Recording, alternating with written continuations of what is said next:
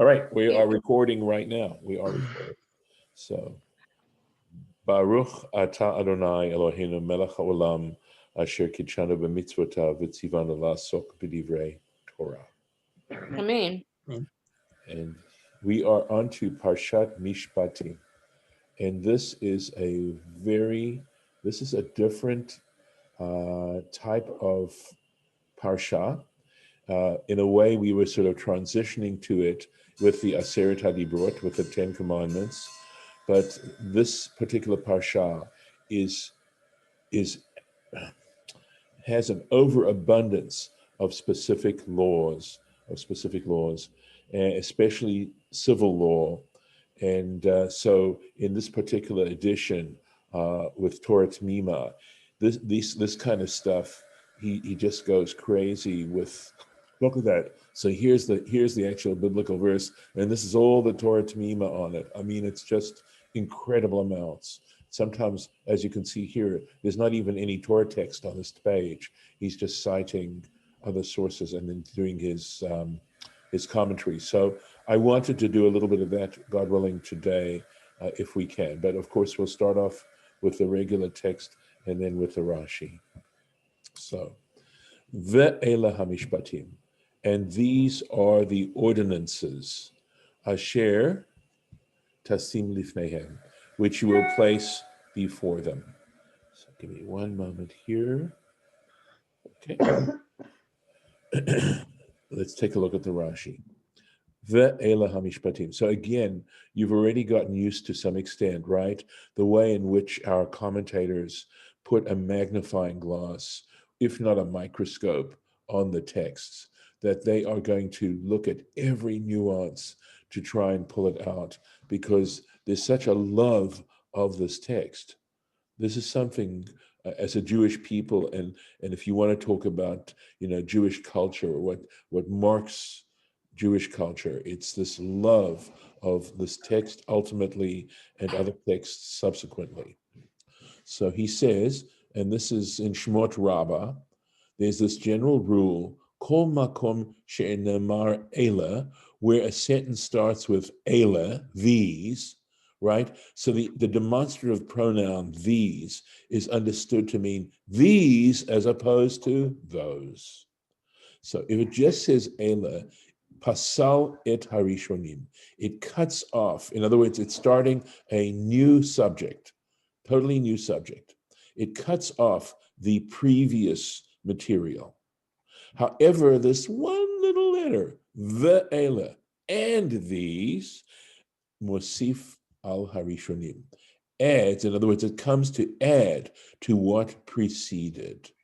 And the specific interpretation goes, ma harishonim misinai, just as the earlier laws came from Sinai, af elu misinai. These two are from Sinai.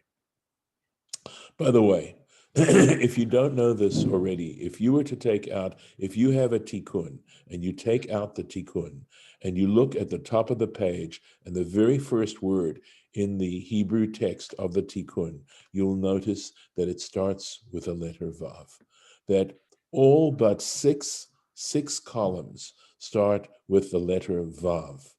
And the letter vav means hook.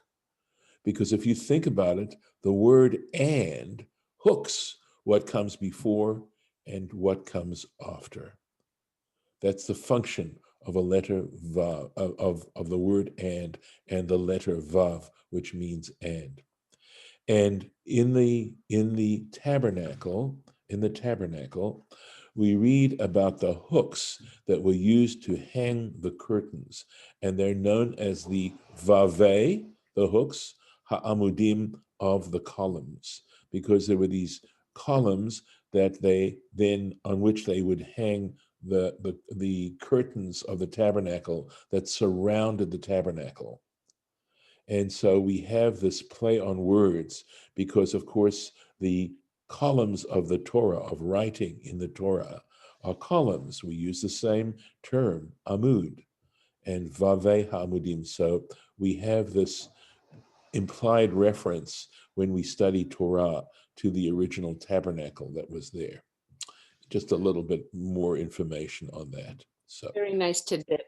yeah. Velama, so but listen, this begs a question. Velama nismecha parshat dinin the parshat mizbeach. The last thing we read had to do with not using steps to climb up to the altar.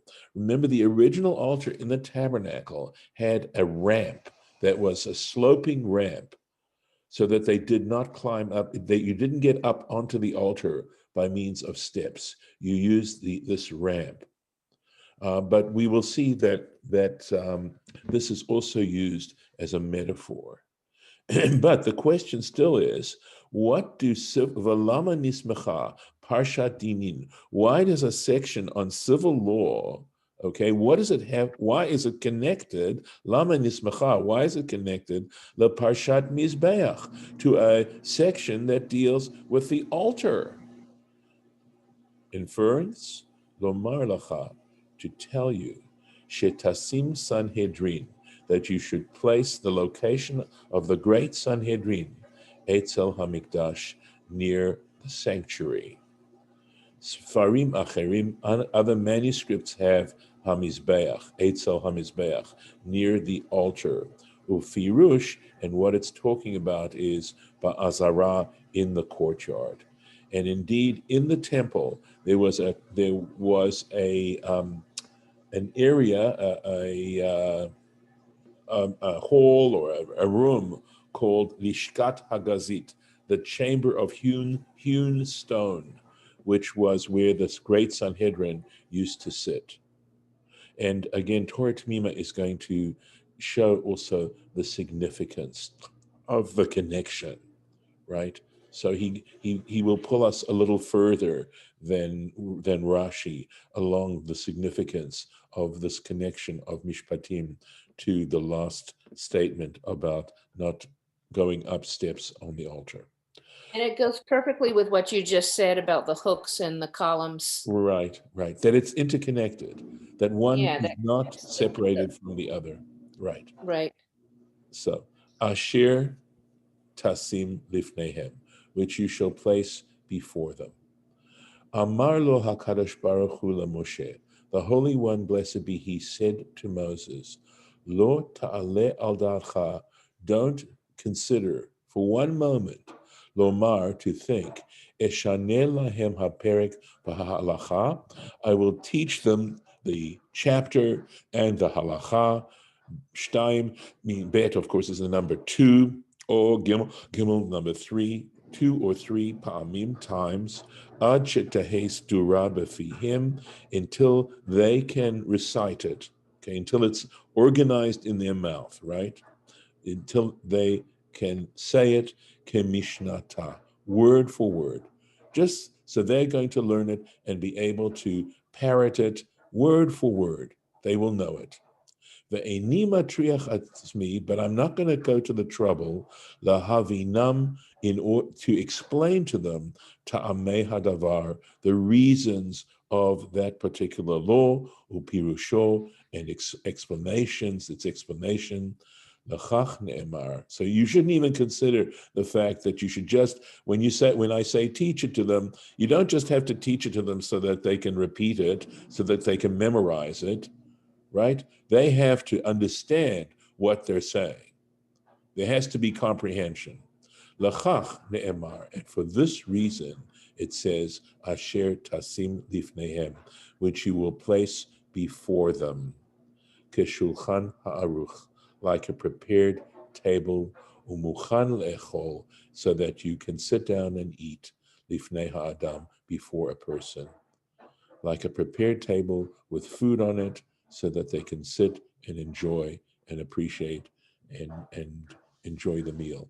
And there's such a beautiful connection between physical food, so the pleasure one gets out of enjoying a good meal, that's well prepared. You don't just come to a meal and there are all the ingredients and now you have to fix it yourself, as opposed to sitting down and enjoying the meal that's well prepared, and the fact that what we are doing is a spiritual meal, and that the satisfaction that you get from wonderful, especially some of us I know are foodies, I include myself, right? And the pleasure you get out of studying Torah. Lifnehem, before them. This is in Tractate Gittin 88. So there's a diuk, meaning the emphasis placed on before them as opposed to, right? Velo lifnei umot ovdei elilim, and not before idolaters. So I think it's significant that it says idolaters here, ovdei elilim, those who worship idols, as opposed to simply other religions. And I know there are those, not here, obviously, present company accepted, who think anything short of Judaism is an idolatry. But I think that we can also make a diuk on this particular expression as well. So otherwise it could Yeah, say umot ha'olam, okay? Because you're going to see there's an issue here. Va'afilu yeah. yad, Kabbalah says Gentiles, but I agree with you. It specifically says idol worshipers. yes. And And you have to remember the time in which Rashi was writing. absolutely, Golda. Well, Back to the history. you have to contextualize. But Mhm. anyway, va'afilu yadata b'din echad, even if you realize in a certain particular law, shehem daninoto kedinei Israel, that they also have the same rules of adjudication regarding a specific law. Al tavi'a ba'archaot shelahim. Do not take that case to one of their tribunals. But this is the point here. Shehamavi dinei Yisrael lifnei aramim, because one who brings the laws of Israel, that is to say, a case, a Jewish case, before Arameans, mechalel et Hashem, profanes the name, that is, of course, profanes God's name, umeyaker et shem ha'elelim, and also then shows honor, raises, gives value to the name of their idol, lahashbicham, to praise them, sfarim acherim, other manuscripts, lahachashivam, to give them importance. Shene'emar, why are you not allowed to do this? Because in Deuteronomy 32, there's a verse in the shir that Moses has to teach them. Kilo ketsurenu, this is from Ha'azinu. Kilo ketsurenu tsuram, for our rock is not like their rock. For oivenu pelilim, when our enemies are our judges.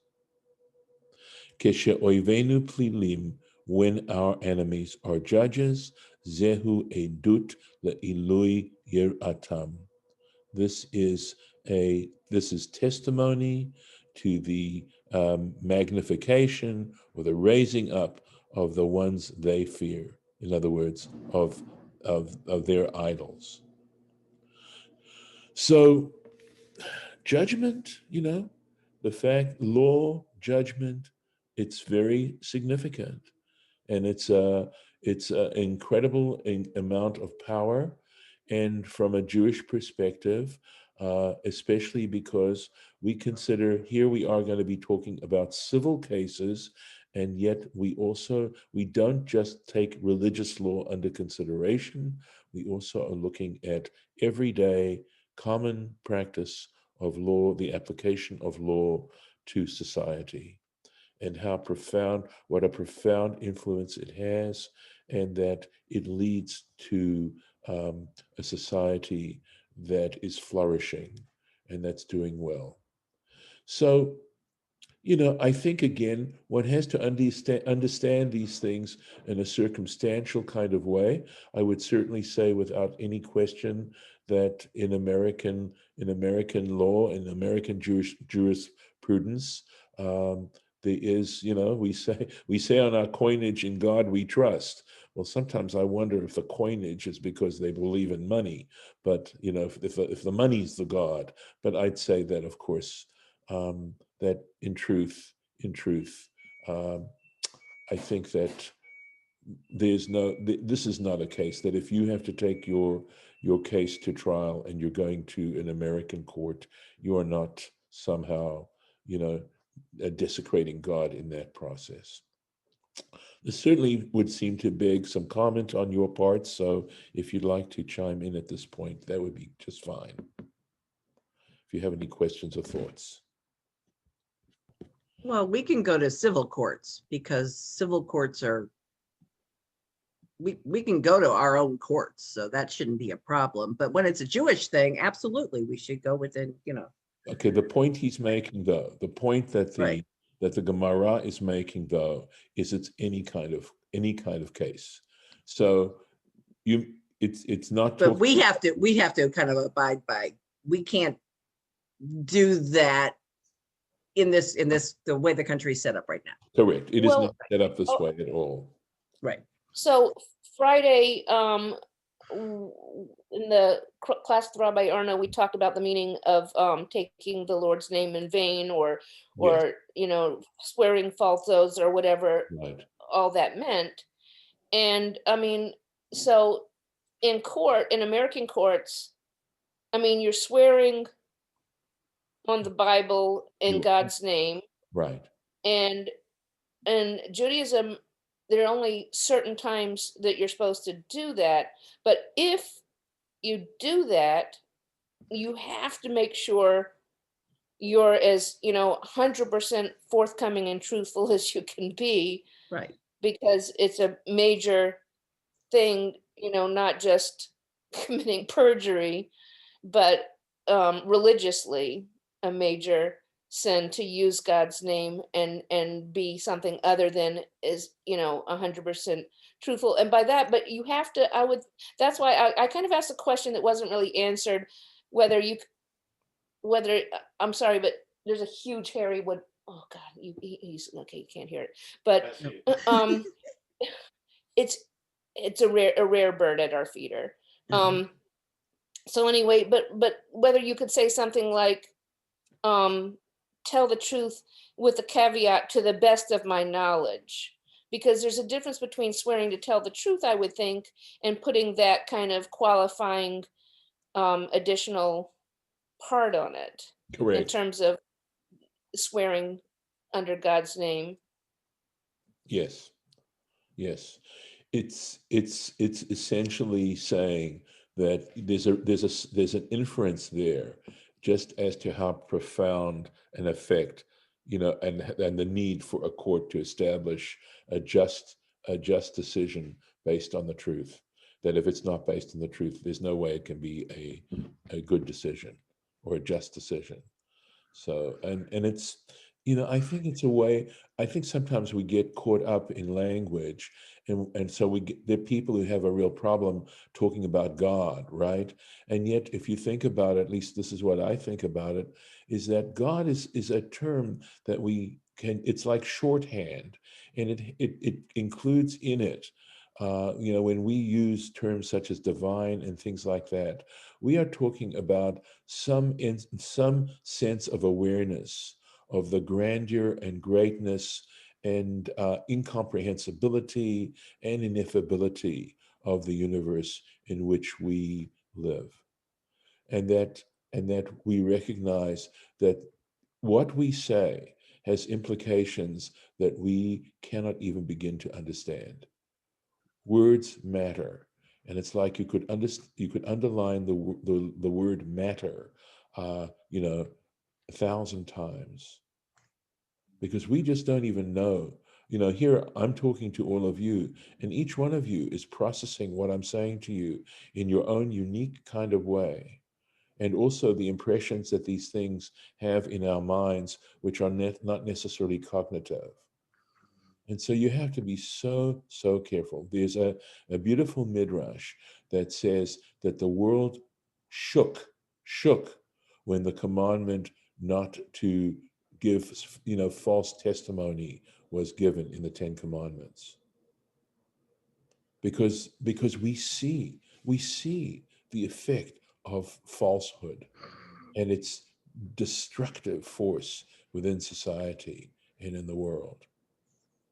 So And that's a shame that people have, such a problem, because I think if they understood that it really had to do with trying to find a way to express the inexpressible, maybe they wouldn't have such a problem.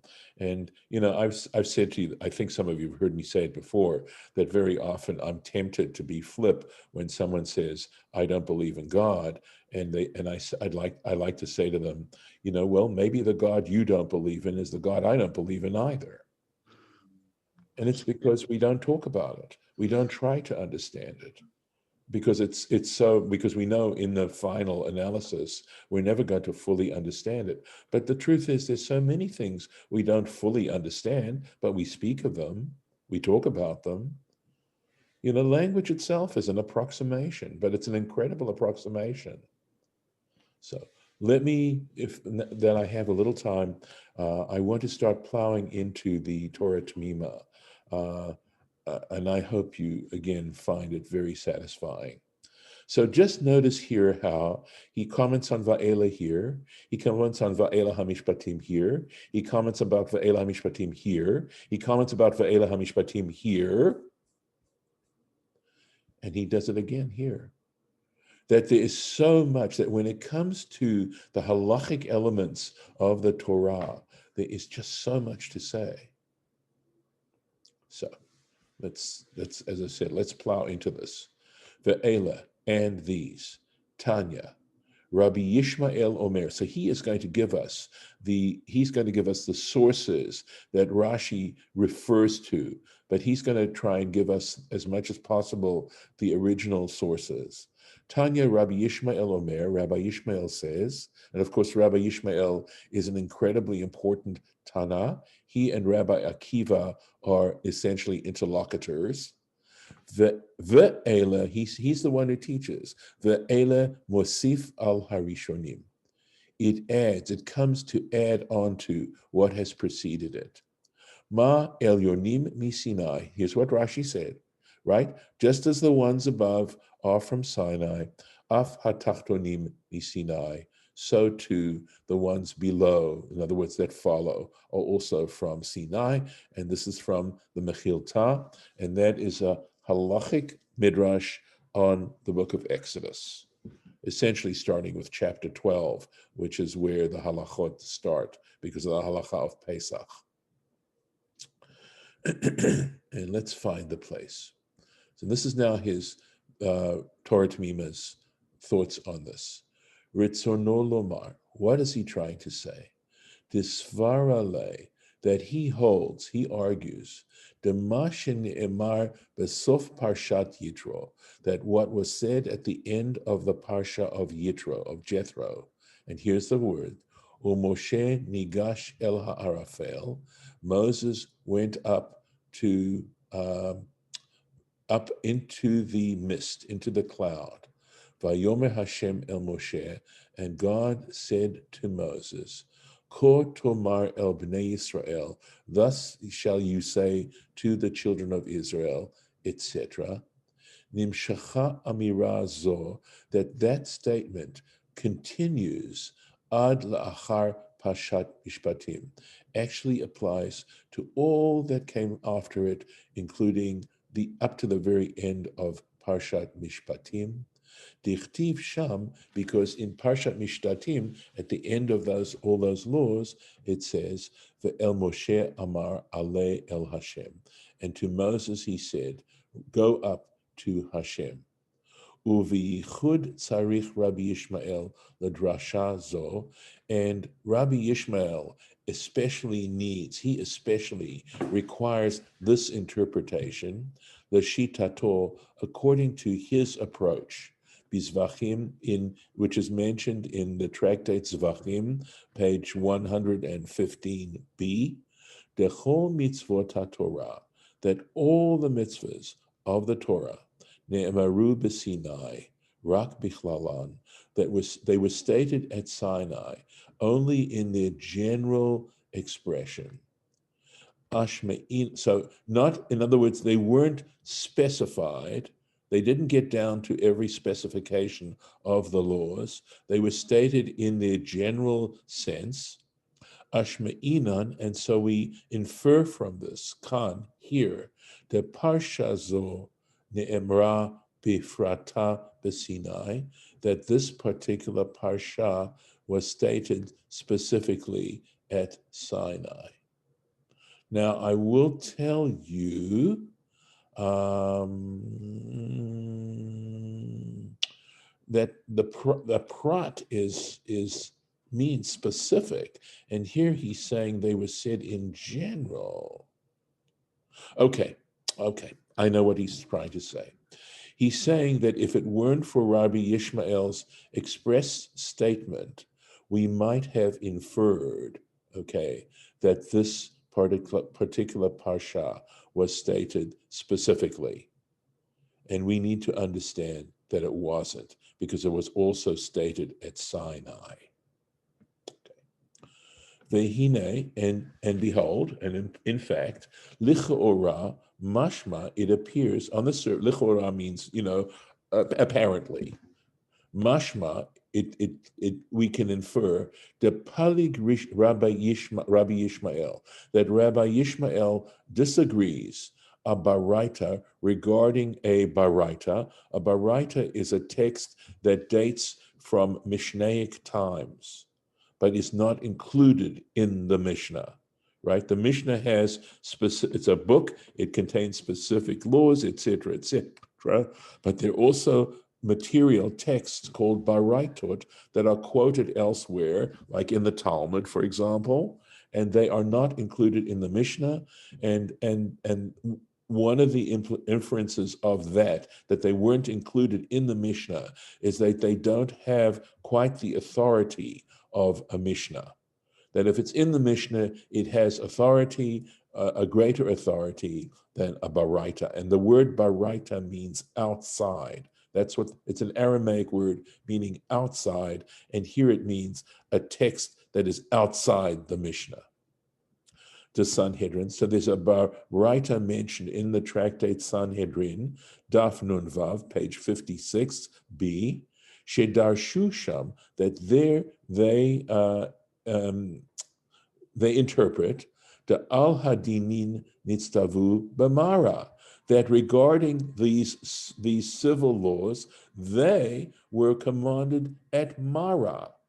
And Mara is mentioned back in, I believe, Parshat Beshalach, and that, those bitter waters that had to be sweetened, and that is the place where these particular laws that we're going to be dealing with now in Parshat Mishpatim were actually commanded by God to Moses at Mara, as opposed to Mount Sinai.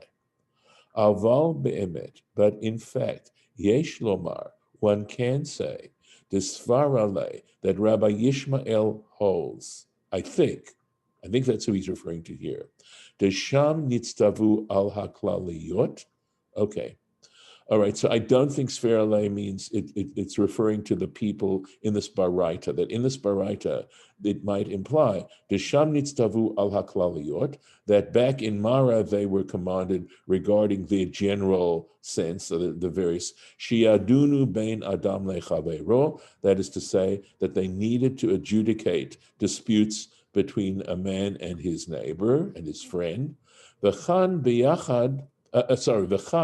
bi'er hapratiot.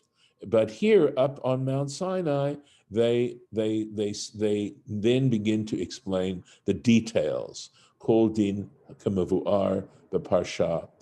Every specific law as is explained in the parsha. V'yoter nir'eh. Okay, and more it appears. Sheyoter me'asher meforash bazeh nitztavu misinai, and that even more that is explained regarding here, they were commanded at Sinai. The ra'aya, okay, and there is a proof, I believe, shahare, that in fact the darshu hapasuk shebesamuch v'avado le'olam, because they interpret the verse that says that is coming up very soon, because it talks about Hebrew slaves. va'avador le'olam, and he should be his servant forever. Le'olamo shel yovel. That it doesn't mean perpetually. It doesn't mean that this person is going to be this man's slave forever, le'olam, but it means le'olamo shel yovel. But it means to the world, quote, quote, of the Jubilee year. In other words, that in the Jubilee year, the slave has to go free. V'lo niskar kan remez me'inyan yovel ad parshat bahar. And the fact is, how do they interpret that here in this context, okay, when there is no mention of the Jubilee year until Parshat Bahar? And that's already in Leviticus. Ela vadai, but it's clear, vadai. The kan nifratu kol pratei hamitzvot, that here was detailed, all the details of the commandments, the nistadru b'Torah parshiot, but they were then arranged in the Torah according to their parshas, the way they are in the parsha.